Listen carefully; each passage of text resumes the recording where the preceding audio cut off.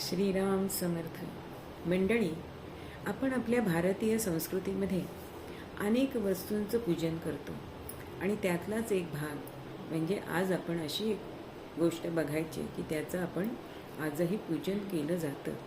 प्राचीन काळाच्या जे बांधणी होती घरांची, त्या घरांमध्ये उंबरठा हा महत्त्वाचा असायचा.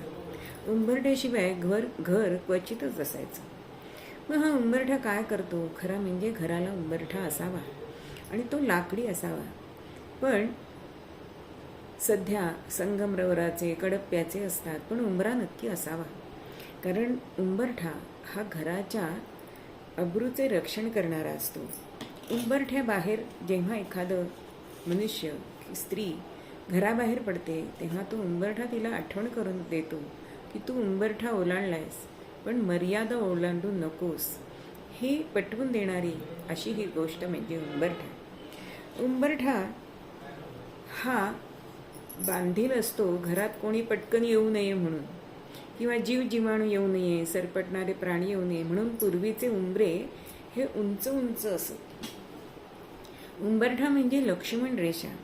उंबरठा ही मर्यादा दाखवत असते. आपल्या जीवनात ही मर्यादा कशा कशात असावी हो?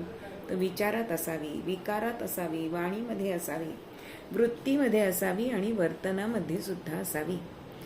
आणि याचा आपण अंगीकार करायचा आहे. म्हणून ह्या उंबरठ्याचं पूजन ज्यावेळी घराची वास्तू केली जाते, त्यावेळेला सुद्धा घराची चौकट बसवली जाते, पण खाली उंबरा असल्याशिवाय ही चौकट पूर्ण होत नाही.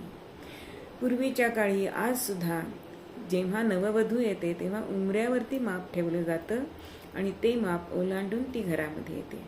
उंबरठा नावाचा आपल्याला सिनेमासुद्धा माहिती आहे की आपण मर्यादा ओलांडली की आपल्याला दुःखच पदरामध्ये पडतं, एकाकी पण पडतं. असा हा उंबरठा.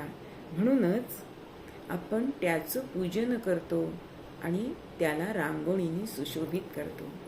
श्रीराम समर्थ.